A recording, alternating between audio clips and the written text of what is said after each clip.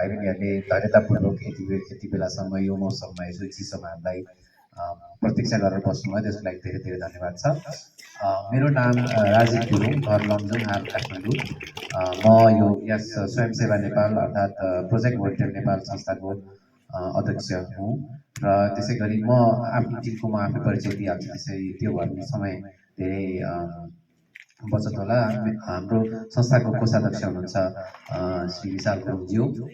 हामी विगत 9-10 वर्षदेखि सँगै कार्यरत छौँ यो संस्थामा र यो संस्थाको बारेमा छोटकरीमा भन्नुपर्दा यो संस्था चाहिँ कुनै पनि यो एक विशुद्ध स्वयंसेवी भावनाले स्थापित संस्था हो। यो संस्थामा चाहिँ हामी कोही पनि जागिरदार छैनौँ, हामी आफ्नै व्यापार व्यवसाय गर्छौँ र वर्षको 2 पटक चाहिँ विभिन्न दात्री निकायहरूबाट हामीले चाहिँ फन्ड जुटाएर हामी चाहिँ यसरी विभिन्न कार्यक्रमहरू गर्ने गर्छौँ। हामी कोही पनि हामी सबैजना स्वयंसेवक नै छौँ यो संस्थाभित्र र यस्तै गरेर हाम्रो यो कार्यक्रमलाई सिन्धुली जिल्लाको तिनपाटका विभिन्न स्थानीय सामुदायिक विद्यालयहरूसम्म हामीलाई यो कार्यक्रम पुर्याउनमा धेरै मद्दत गर्नुहुने, समन्वय गर्नुहुने, कोअर्डिनेट गरिदिनुहुने स्थानीय समाजसेवी यही वडा नम्बर 7 का स्थानीय कालीमाटीका समाजसेवी भाइ यम समाजी हुनुहुन्छ। तपाईँले चिन्नु पनि हुनुहुन्छ होला उहाँलाई सायद। उहाँको समन्वय, उहाँको कन्ट्याक्ट र उहाँको सहयोग र साथले नै हामीले यो कार्यक्रम यहाँसम्म ल्याउन सकेका हौँ। उहाँले हामीलाई गाउँपालिकासँग कनेक्ट गराइदिनु भयो र गाउँपालिकाको शिक्षा विभागका प्रमुख बासु सरको पनि धेरै यसमा भूमिका छ यो कार्यक्रम यहाँसम्म आउनमा। यो कार्यक्रमको कुनै पनि धार्मिक वा राजनैतिक उद्देश्य छैन। यो विशुद्ध समाजसेवा र भाइ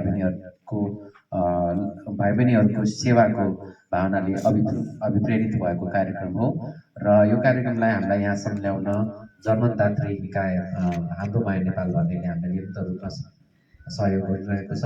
यो कार्यक्रम हामीले यसपटक तिनपाटन गाउँपालिकाका सम्पूर्ण वडामा लगभग 2300 जना विद्यार्थीहरू लाभान्वित हुने गरी 42 विद्यालयमा हामीले यो कार्यक्रम लिएर आएका छौँ र यो कार्यक्रमको मूल उद्देश्य भनेको विशेष गरी सामुदायिक विद्यालयमा भएका भाइ बहिनीहरूलाई नियमित रूपमा विद्यालय आउनका लागि शैक्षिक सामग्रीको अभावले शिक्षामा कुनै बाधा अड्चन नपरोस्, उहाँहरूलाई शिक्षामा अघि बढ्न मद्दत पुगोस् र अझै लगनशील र मेहनत गरेर पढाइमा अघि बढ्नको लागि प्रेरणा मिलोस् भन्ने हेतु भन्ने उद्देश्यको यो कार्यक्रम हो।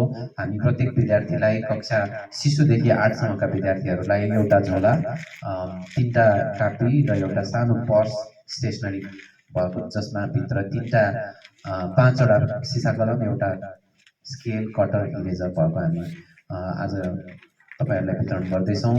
मलाई आशा छ हामीले यति टाढाबाट भाइ बहिनीहरूलाई खुसीले स्वरूप ल्याएको यो झोला, यो शैक्षिक सामग्री चाहिँ भाइ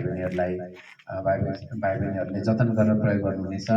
भाइ बहिनीहरूको उज्जवल भविष्यको कामना गर्दछु र यो कार्यक्रम सुरु गर्ने अनुमति माग्छु। धन्यवाद।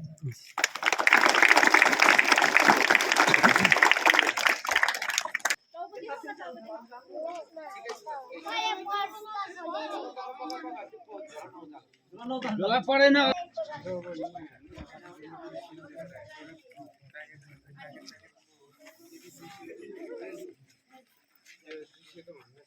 बच्चाहरूले पनि उठाउँछ सर, समाउँछ होला।